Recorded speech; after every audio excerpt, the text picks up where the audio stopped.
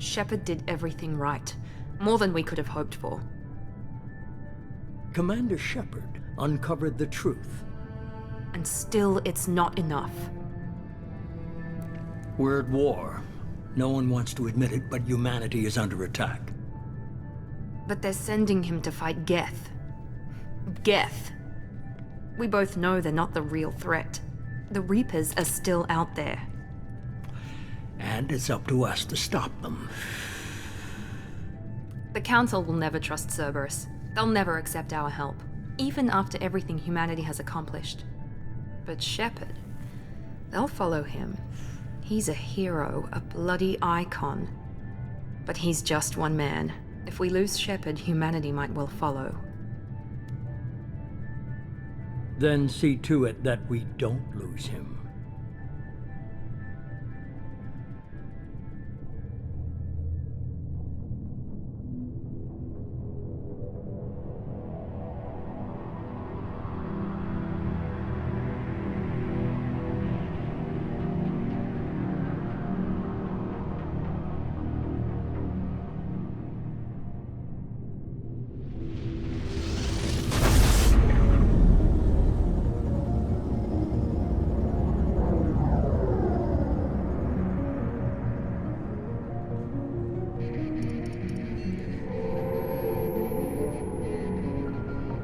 Disengaging FTL drives.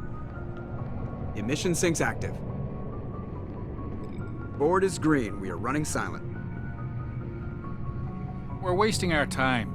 4 days searching up and down this sector, and we haven't found any sign of Geth activity. 3 ships went missing here in the past month. Something happened to them. My money's on slavers. The Terminus system is crawling with them. Picking up something on the long-range scanner. Unidentified vessel. Looks like a cruiser. Doesn't match any known signatures. Cruiser is changing course. Now on intercept trajectory. Can't be. Stealth systems are engaged. There's no way a Geth ship could possibly... It's not the Geth. Brace for evasive maneuvers!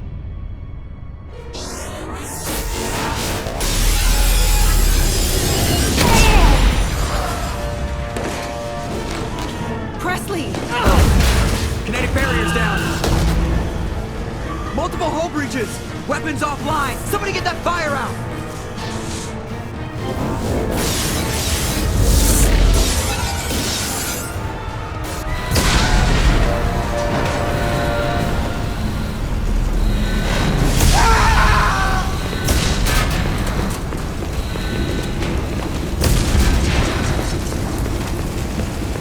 Shepard! Distress beacon is ready for launch. Will the Alliance get here in time?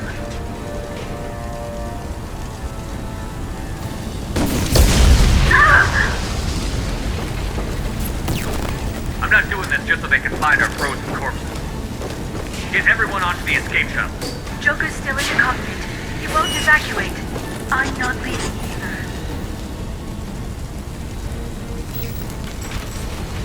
Get to the damn shuttle. I'll haul Joker's crippled ass out of here. Shepard! Get the hell out of here.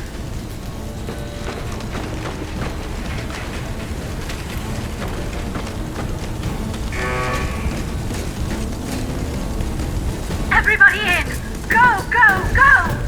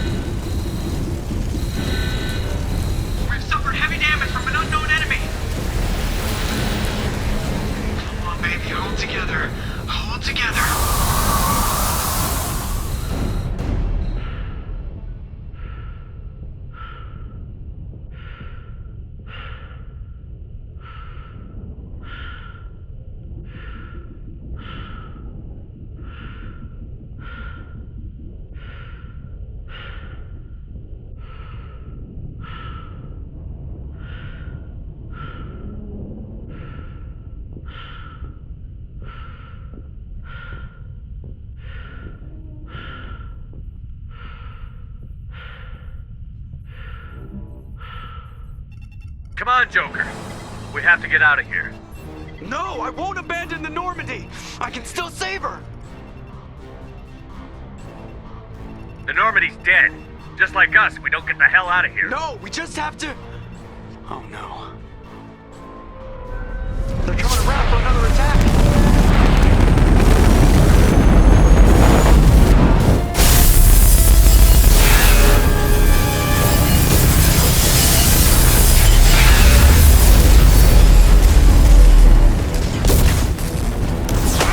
Watch the arm!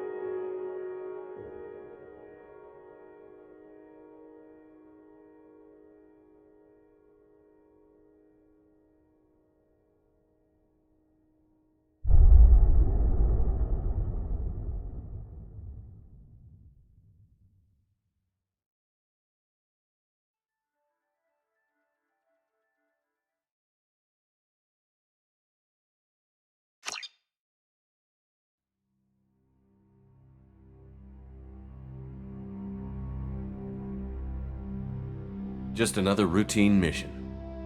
Why do they always say that before a mission? Of course it's routine. You haven't done anything yet. It's everything that happens along the way. The choices you make, the paths you choose, that turn the routine into anything but. Of course, that's how it started. A routine mission, answering a distress call. And look where that got me. We were testing out the Normandy, Captain Anderson's new ship, when the distress call came in. An Alliance patrol on Eden Prime had been attacked. They'd seen something they couldn't explain. And whatever it was massive. I hit the ground with my lieutenant, Kaidan Alenko. A good kid, loyal, by the book, with a talent for biotics. We came across the lone survivor of the patrol, Gunnery Chief Ashley Williams. A soldier to the core. Tough, disciplined, ready to take on whatever came her way. Ashley joined up with us and took us to the spot where she lost her squad. That's when we saw it. The ship. Like nothing I'd ever seen. It was massive, scorching the colony and everything around it as it blasted away. We followed the path of destruction to an artifact, a beacon left by a long-dead race called the Protheans. The colony had dug it up, and whoever attacked them had tried to take it. Chief Williams made the mistake of getting too close. It hit her with some type of energy. I grabbed her and threw her out of the way. That's when it hit me. Hard. Every muscle in my body went rigid. I couldn't move, could barely breathe. Everything went black. And then I saw something. A vision. Dream. A nightmare. By the time I woke up, we were halfway to the Citadel on our way to meet the Council. I was expected to explain what I'd seen. Anderson came along. So did Adina, our political representative on the Citadel.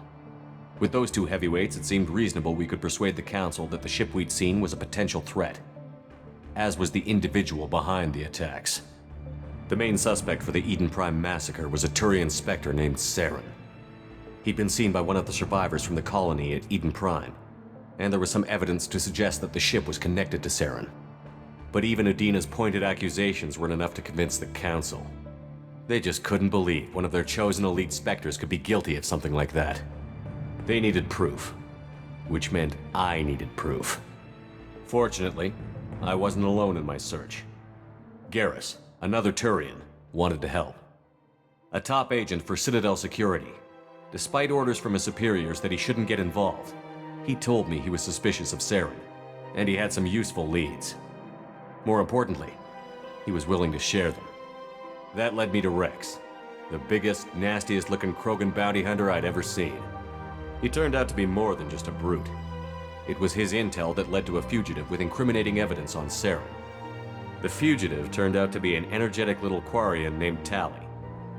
A tech expert with a knack for hacking, she'd procured some information on Saren. Evidence that proved Saren was dirty.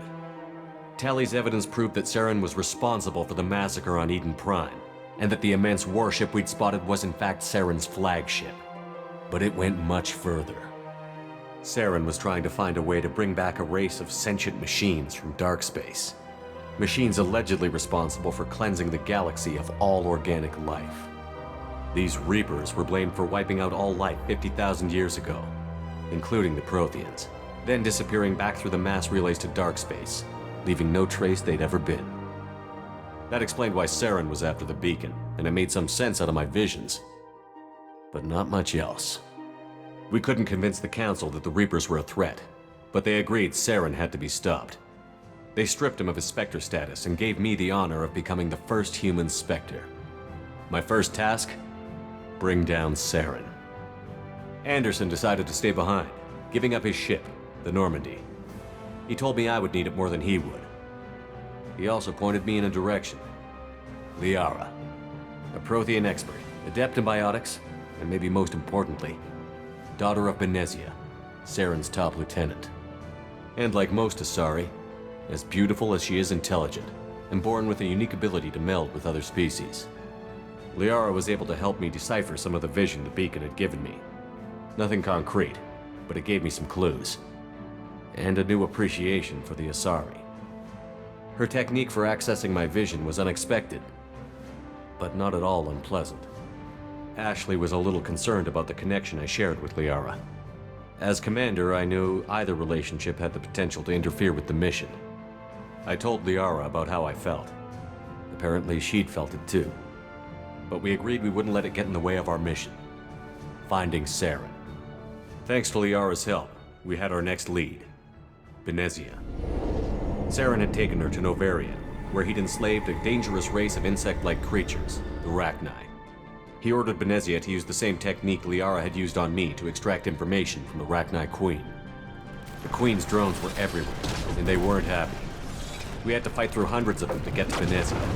By the time we arrived, Saren was gone. With the information. I tried to reason with Benezia, but Saren had indoctrinated her. He had somehow acquired the ability to control people's actions and wills. Benezia wouldn't surrender, and Liara was forced to watch her mother die in her arms. And I was left with an angry, dangerous Rachni Queen to deal with. She claimed her drones would do no harm if I released her. But the Rachni had terrorized the galaxy before. I couldn't do it. I wouldn't doom an entire species for past sins. And the Queen was true to her word. She left and took her army of drones with her.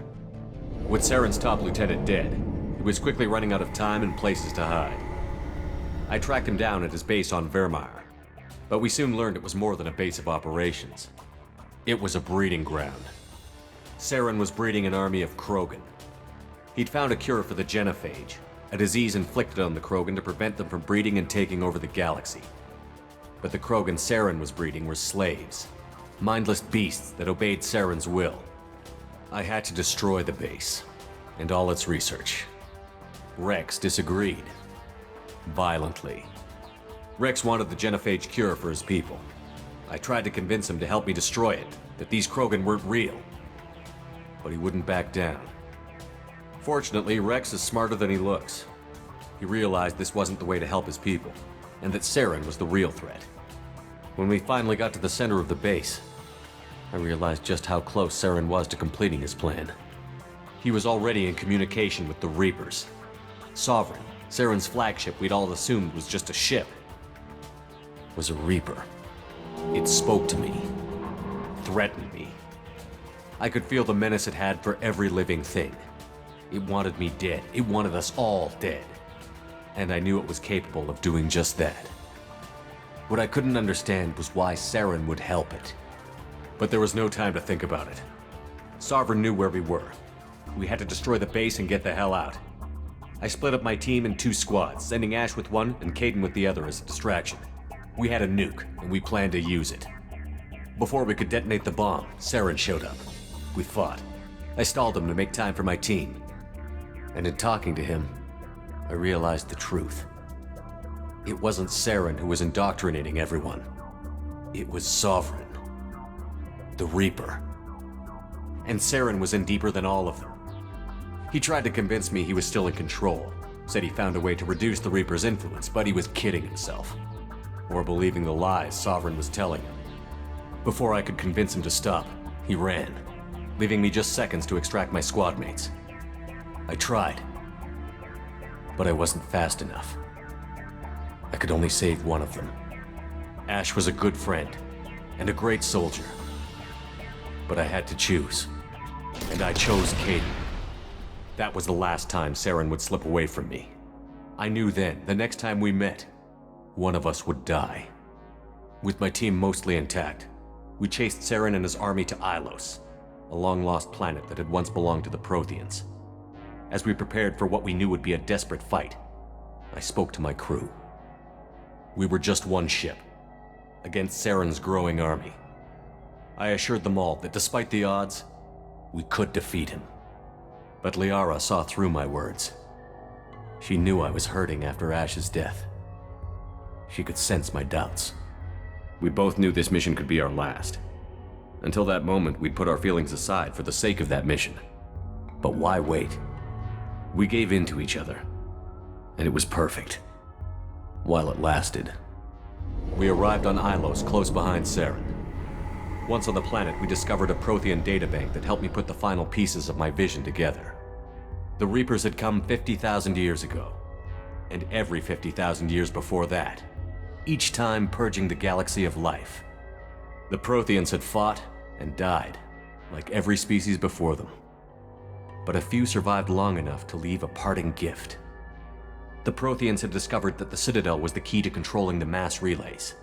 By sabotaging the Citadel, they found a way to close the relays to dark space, slowing the Reapers' return, giving us the time we needed to find a solution to stop the Reapers once and for all. Saren knew this. He was leading his army to take control of the Citadel and re-establish the relays to dark space, bringing the waiting Reapers here to destroy us all. We followed him to the Citadel. It was intact, but heavily damaged. He had caught the Council fleets by surprise, and they were only now regrouping. And with Sovereign as his flagship, there was little hope the fleets could counterattack with enough strength to take back the Citadel. But Saren was done running, and I was done chasing him. As the Alliance and Citadel fleets battled Saren's army outside, I cornered the Turian bastard in the Citadel tower and confronted him. He died believing that the Reapers would save him. As I fought to regain control of the Citadel, the Council's flagship, the Destiny Ascension, fell under attack. Despite Saren's death, Sovereign and Saren's army continued to fight. The Council was aboard the Destiny Ascension, and they were requesting assistance. But I knew in order to help them, I would have to put our Human Alliance fleet in jeopardy. The Council could be replaced. The fleets were needed here and now if we were going to defeat Sovereign. Even with the Citadel back in my control, Saren defeated, and the Normandy leading the combined galactic fleet, the battle against Sovereign, a single Reaper, was relentless. It took the combined fleets of humanity and the other races, but in the end, Sovereign fell. But the costs were immense. While humanity's efforts in the war earned us our first seat on the Council, it was a hollow victory. The Reapers were still out there. I knew the fight was far from over, but as the one who'd led the fight against Saren, I was given new responsibilities. The choice of humanity's first counselor was left for me to decide. On the one hand, Udina, the lifetime politician. Ruthless and ambitious, he would easily navigate the political landmines that would soon be put in front of him. The other choice, Captain Anderson, the career soldier. Tough but fair, but a friend, and someone I could trust. Both great leaders in their own right. I didn't much like Udina, but sometimes you need a pit bull on your side. Someone willing to be the bad guy, for the sake of the greater good. The war was over. The threat had passed. In time, the Council would rebuild itself. The Citadel could be repaired. Even the pain of lost friends would fade. But none of that mattered if the Reapers were still out there. And if they were all as powerful as Saw, I had to find a way. I gathered my crew, took my ship, and went in search of answers. Just another routine mission.